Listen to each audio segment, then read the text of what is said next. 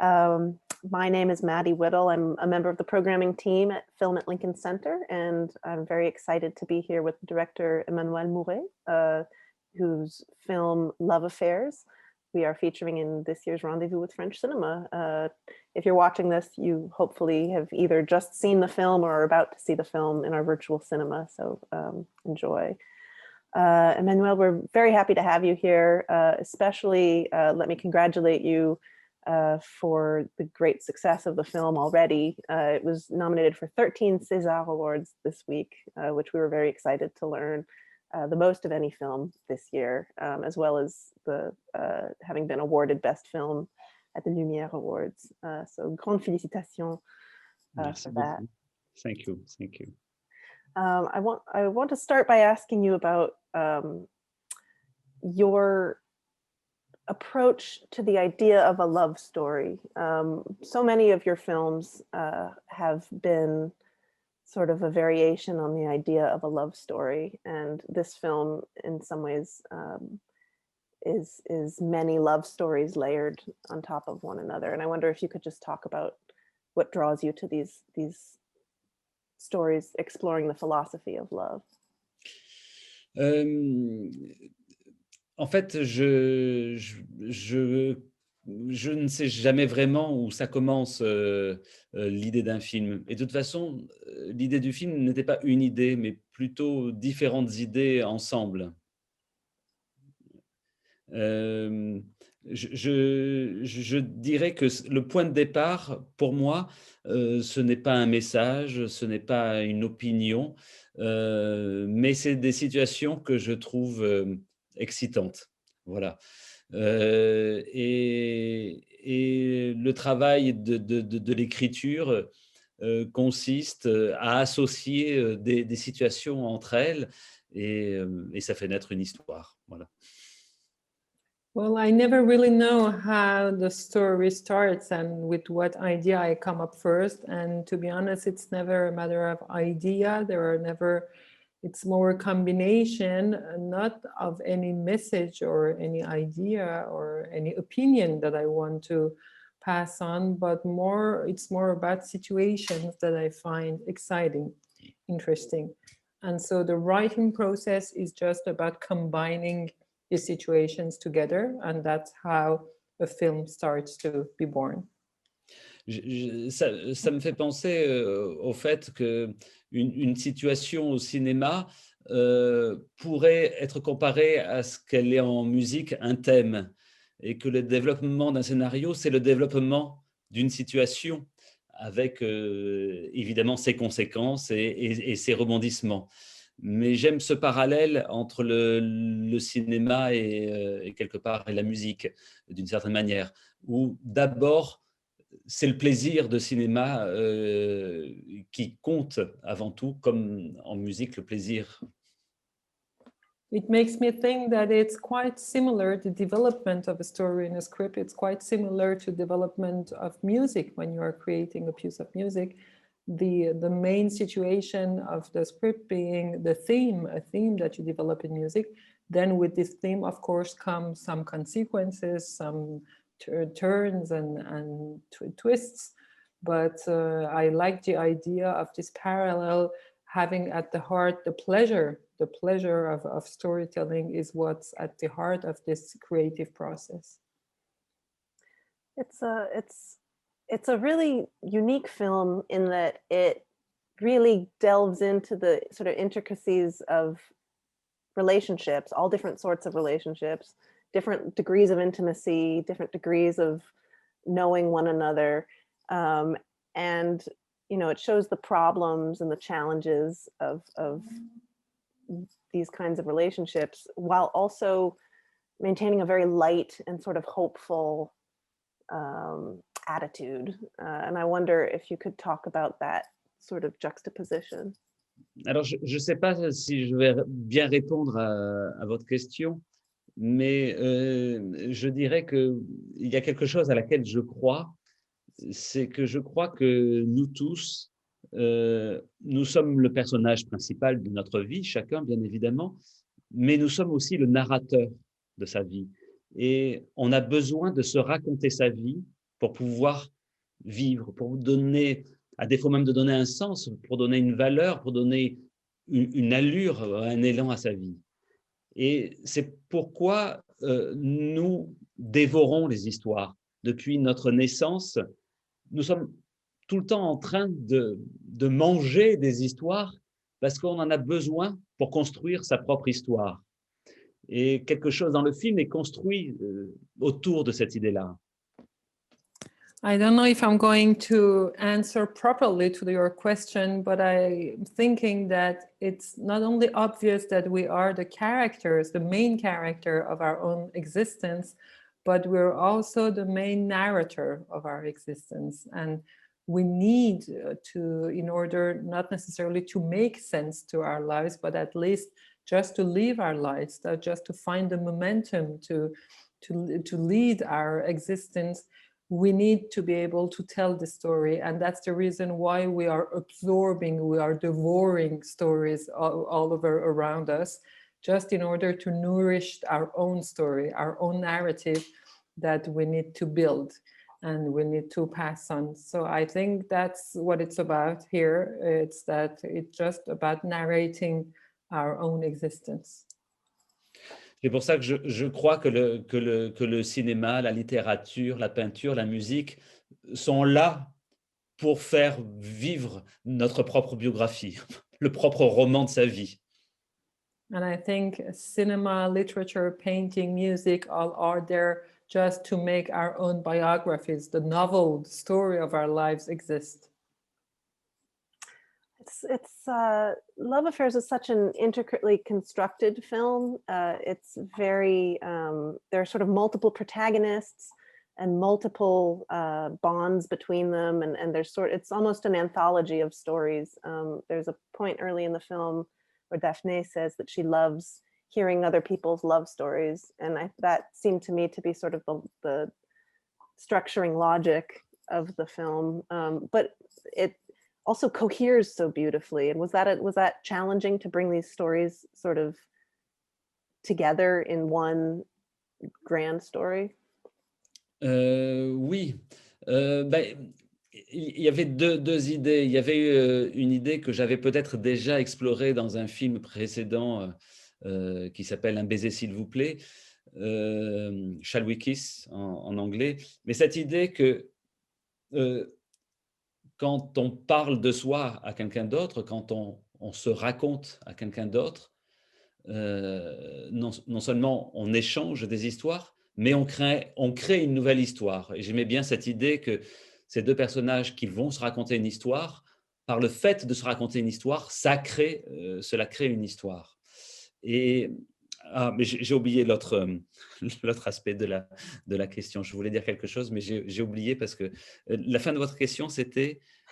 Est-ce que ça a été compliqué de ramasser toutes ces histoires qui Oui, sont si et finement voilà. Et ficelées? j'avais fait aussi un film qui s'appelle L'Art d'aimer, The Art of Love, où il y a plein d'histoires un peu, voilà. Et dans ce projet, j'avais envie que toutes ces petites histoires convergent vers une plus grande histoire, voilà.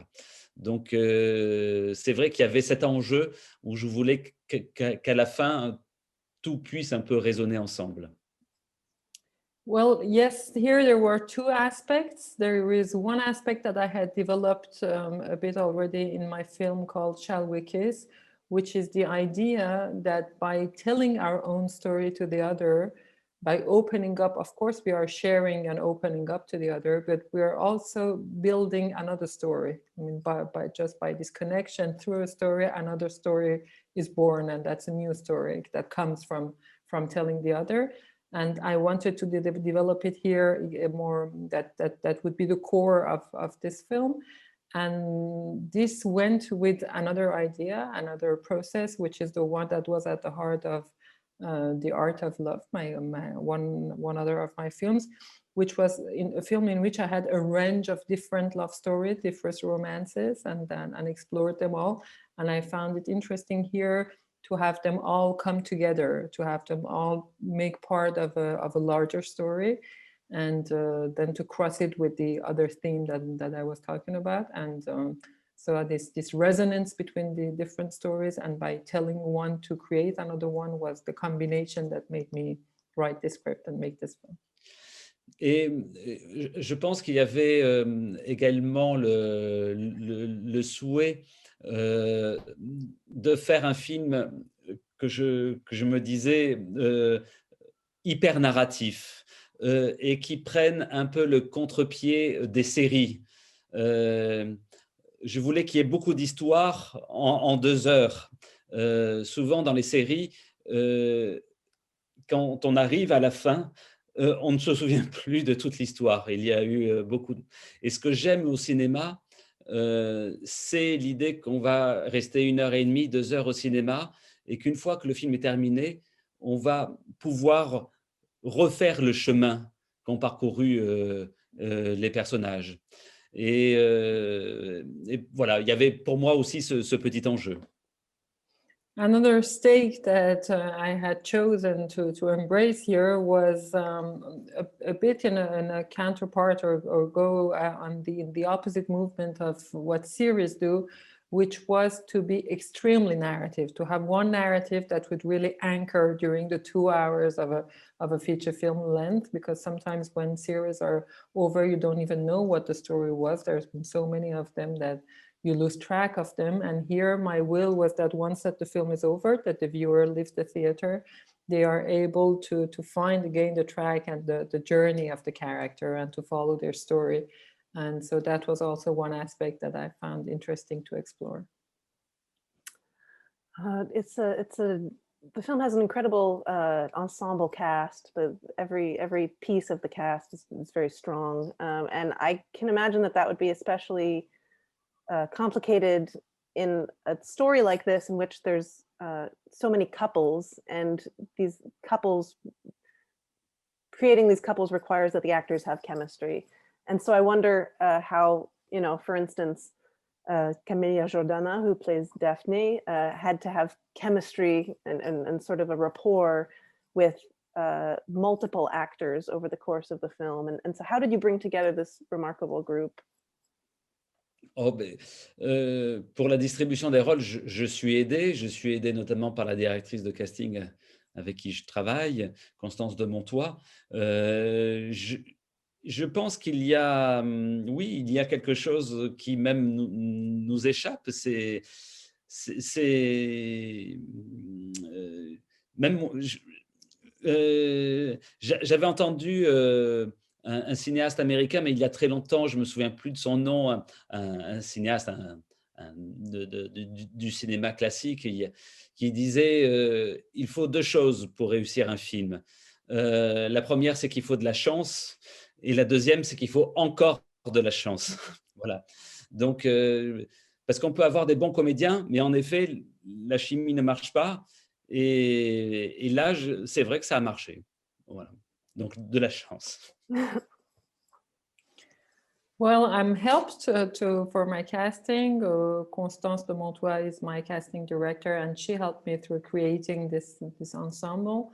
And I remember long ago, I heard a classic American director who said that in order to have a successful film, to make a film work, you need 2 things. First, luck, and second, luck. So I guess I was lucky, because you never know, sometimes you can have very good actors and the chemistry may not work. So I guess we were very lucky to have these people who got along so well together. Could you talk a bit about working with them on set, and sort of how you brought the characters to life in collaboration with these actors working together? Chez moi, il y a pas beaucoup de direction d'acteurs. Jean Renoir disait que 80% de la direction d'acteurs, c'était le casting. Donc, en revanche, on fait des plans, on fait beaucoup de plans séquences, et sur le tournage, c'est beaucoup un travail de mise en scène, de mise en place, où les comédiens ont beaucoup d'indications, de places, de marques, voilà, parce que je travaille beaucoup avec le cadre. Donc, c'est quasiment que des indications de gestes et de déplacements, des indications techniques. Mais je donne très peu d'indications sur les personnages. To be honest, I can't really say that I direct my actors much. It's not the way I work. Again, I would quote Jean Renoir, who said that 80% of the directing about coming to actors is just a casting. You have to cast the right people. And the way I work then, once we are on the set, we hardly ever speak about the characters. That's really not my point. But I do work a lot on the frame and I play on the frame. So once we're on the set, it's all about the mise en scène. So we have a lot of long sequence shots and long shots. So in the sequence shots, the actors, it's a lot about their movements. So the cues where they should stand, how they should move, the gestures that they should have. So this is the kind of interactions that I have with them, not much about their characters. Je n'aime pas la psychologie au cinéma. Je n'aime pas trop définir les personnages. Et ce qui m'intéresse, je crois plutôt qu'on est défini par nos contradictions que par des définitions psychologiques. C'est pour ça que je n'aime pas trop définir les personnages. I don't like psychology in cinema. I really don't believe in defining characters or people according to some features or some traits. I think that what defines us best is our contradictions more than traits that we could define and name. So I'd let things go like this. It's interesting because in some ways, the way the film unfolds with these characters having these deep conversations about their romantic histories and their feelings and their experiences with their past relationships, it feels like almost a therapeutic form of filmmaking, of sort of talking through one's experience in order to understand it better. And I'm wondering what you consider your influences in that respect, because I think there is a great tradition of this sort of discursive film, and I wonder what you bring to your work from that.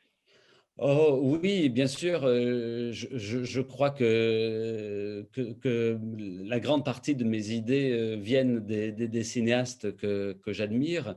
Je crois vraiment que le cinéma est un art même de la tradition et qu'on a envie de faire des films parce qu'on a aimé des cinéastes. Et donc les cinéastes, oui, qui m'ont fait grandir, auxquels je pense souvent, sont, je le dis souvent, Lubitsch, Truffaut, Romer, mais j'aime beaucoup aussi Hitchcock, Woody Allen, Antonioni, et aujourd'hui Aung San Suu, Ozu. Il y en a beaucoup. Ma cinéphilie est très, très classique. Et c'est vrai que peut-être j'ai regardé, en tout cas peut-être avec plus d'attention, les cinéastes qui étaient obsédés par le couple, par le désir, par le sentiment. Yes, of course, I would say that most of my filmmaking and my desire to make films, I owe it to the great directors that I've admired since the beginning. And I think cinema is an art of tradition and practicing a craft that you have been admiring in others artists, and then you want to perpetuate through your own work, definitely. So of course, I've been a great admirer of Lubitsch, of Truffaut, c'est un autre français, mais je ne sais plus qui. Romer, but also nowadays Ozu or Aung San Suu, but I also love Hitchcock.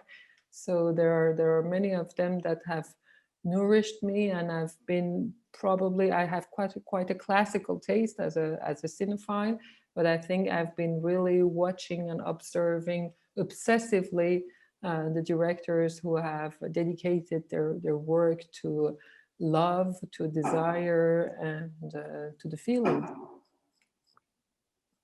You spoke about your attention to the frame and how you think in terms of composition and mise en scène. And I want to come back to that and just ask you a bit about the look of the film and what went into the sort of visual feel of the film. You've been nominated for Césars in cinematography, editing, costume design, production design. And so I just wanted to take a moment to ask you about your approach. Tout à l'heure, on citait des cinéastes qui nous ont beaucoup influencés. J'ai cité notamment Woody Allen, et le travail, notamment la rencontre qu'il y a eu entre Woody Allen et Gordon Willis, est pour nous quelque chose de très inspirant avec mon directeur de la photographie. Et notre travail au cadre va beaucoup dans ce sens qui était très cher à Gordon Willis, qui dit ce qu'on a entendu, on n'a pas besoin de le voir, donc qui consiste à ne pas tout montrer. I was just quoting among the directors I admired Woody Allen, and of course his relationship and the collaboration that he developed with Gordon Willis is very inspiring for my DOP and myself. And we find very interesting and very fascinating the idea of what they say, that once you've heard something, there's no use to see it and to watch it. So the very idea of not showing everything is the base of our collaboration, I would say. Ce qui nous intéresse, ce n'est pas tant de montrer que de donner envie de voir. More than showing, what we care about is to innate the desire of seeing. Oh, that's lovely, and I think it comes across. It's a very sort of the look of the film takes you by surprise. I think it sort of welcomes you in and creates a sense of intimacy, and that's across the locations and the sort of way in which we are introduced to the characters. It's very choreographed. Oui, et concernant en effet les décors, il y a deux choses. Les décors, il fallait qu'en tout cas l'histoire entre Nick Schneider et Camélia Jordana se retrouve dans un écrin qui corresponde à une histoire d'amour, à ce que tout autour d'eux les pousse quelque part vers des sentiments auxquels le spectateur a conscience bien avant eux. Et l'autre chose, par rapport à la chorégraphie, on voulait voilà, qu'il y ait de la circulation tout le temps. Comme le désir est en mouvement, les personnages, même si c'est des petits mouvements, sont toujours en mouvement. Voilà. Yes, about the locations, of course, they had to suggest some ideas, some feelings. And for the encounter between Camélia Jordana and Nils Schneider's character, it was important for them to be in a surrounding that would invite to a romance and to a feeling that they become aware of much later than the viewer does. And so the surroundings had to fit this feeling and this happening between them. And as for the choreography, it's true that there is a permanent movement, as long as circulation was very important for us. As desire circulates, then it was important not to have still characters, that there was always a constant movement in them too. There's one line in the film, or really a moment in the film that I keep returning to that feels pivotal to me, and I wonder if you could just talk about it. It's at the end when I believe Louise is narrating to Francois her reasons for deceiving him, and it comes down to a question of loving possessively versus loving selflessly. And to me, that feels like a thesis for the film, this question of different ways of loving for oneself versus for the other person. And I just wonder if that moment sort of was as thematically central as it felt to me. En tout cas, oui, pour moi, cette situation faisait partie d'un des points de départ du scénario. Et ce que j'aime, en tout cas, dans cette situation, c'est que ce geste incroyable que fait le personnage interprété par Émilie Dequesne, ce geste incroyable qu'on pourrait dire de bonté, se fait avec l'utilisation de mensonges, de manipulations et de machinations. Et c'est ce mélange trouble entre mensonges et beauté, et en même temps, elle le fait aussi pour se sauver elle-même, que je trouvais très excitant, en tout cas, à tourner, et sur lequel voilà, voilà, en effet, c'était un des points de départ, en tout cas, du film. Yes, obviously, it was at least one of the very starting points of the film. What I found really exciting and interesting was the complexity of this gesture, of this act that Émilie Dequesne's character accomplishes, because it may seem as an act of kindness and devotion and beauty, but the way she accomplishes it is through manipulation and lies. And so it's quite ambivalent, because of course it's an act of beauty, but at the same time she does it to save herself. So there's also a personal interest in it. So the beauty and the complexity made it a very exciting scene for me to shoot and to write. So yes, it was at the heart of the project. I think that's a wonderful note to end on, and I see that we're about out of time, so we'll leave it there. But thank you so much. I truly love the film. Merci beaucoup pour vos questions. C'était très intéressant de discuter avec vous. Merci aussi beaucoup pour la traduction, parce que vous dites les choses mieux que ce que je l'ai dit. Donc, c'est merveilleux. Je les reçois pleinement. Merci. Voilà. Merci à vous. Merci pour Merci encore. Au revoir. Au revoir.